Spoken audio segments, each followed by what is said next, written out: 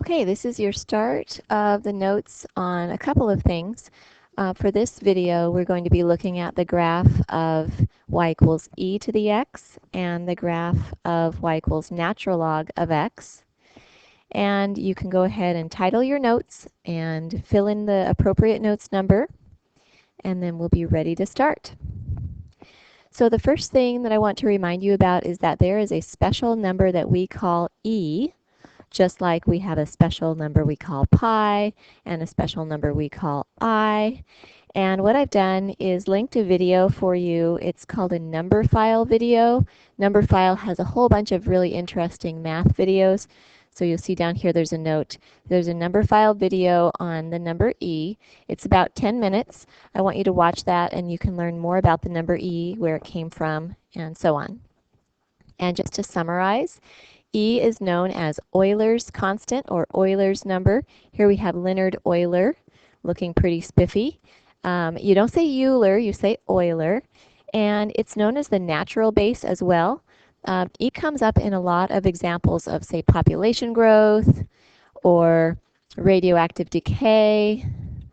Lots of things that have to do with growth or decay. Heating and cooling, all kinds of things.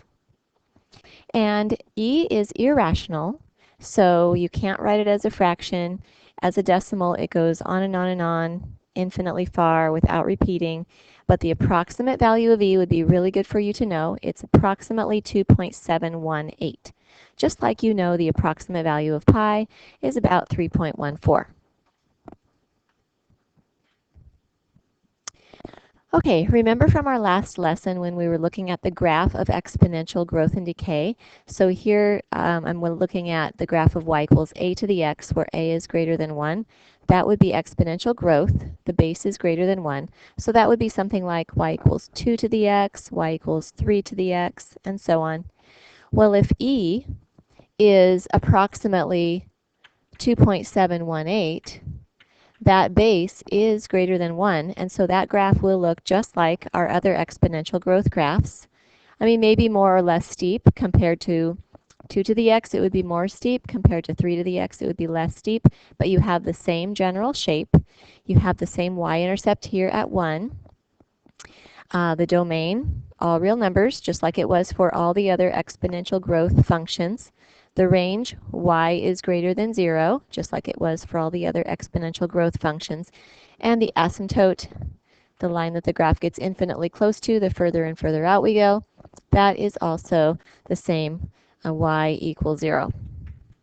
And if you want to get a little bit more specific when graphing and you're trying to find a few exact ordered pairs, then you could just plug in different values for x like we typically do. So we would have e to the negative second, e to the negative first, e to the 0, and of course that's going to be 1, e to the first, e to the second, and so on.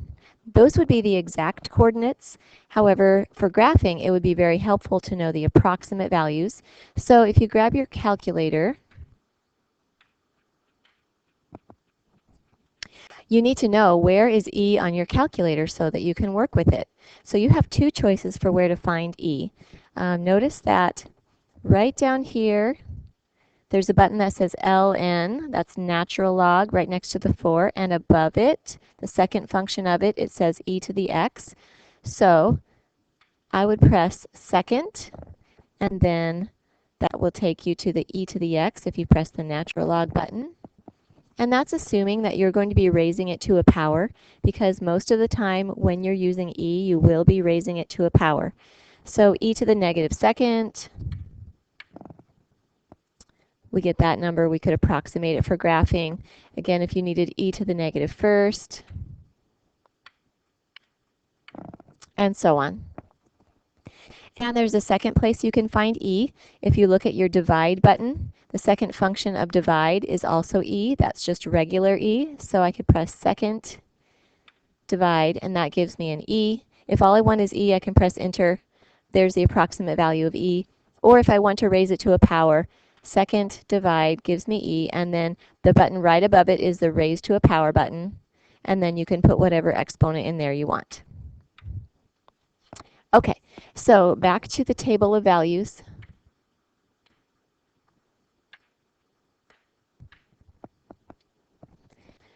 Okay, so we get approximate values for these numbers about 0.14.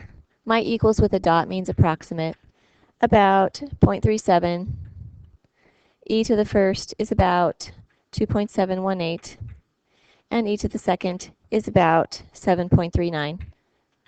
You could use those for more accurate graphing. Okay, of course, we also want to look at the inverse function, and we know that the inverse of exponential growth is logarithmic growth, and we know that that looks something like so from what we've done before, where you have an x-intercept at 1. And I just want to remind you that when you see ln of x, it means log base e of x. It's just a special symbol for the natural log. ln means natural log base e. Notice I have parentheses around my x over here. I didn't put parentheses around my x over here. It's really not necessary to have those parentheses. Sometimes you'll see them and sometimes you won't. Okay, since e is a base that's greater than 1, the graph of y equals natural log x should look like the graph of any other logarithmic growth graph with an x-intercept of 1, with a domain of x is greater than 0, a range of all real numbers, and an asymptote of x equals 0. And of course, if you want some exact ordered pairs to plot, just like we've done in the past, what I would recommend for a logarithmic graph is instead of picking your x values and finding their y's, pick your y values and find their x's.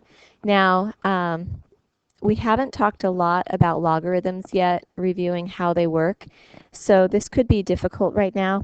Another thing you could do is just grab a calculator and plug in some different values of x and get approximate points. But we do know that for inverses, whatever ordered pairs we had for y equals e to the x, we will switch those x and y coordinates and we'll get the ordered pairs for the inverse. So that's what I'm going to do. Just switching the order of the x and the y coordinates on the ordered pairs we had on the previous graphs. And we already had those approximate values. Those could be plotted to give us a more precise graph. So that's just a reminder of what e and natural log, how they play into these exponential and logarithmic functions.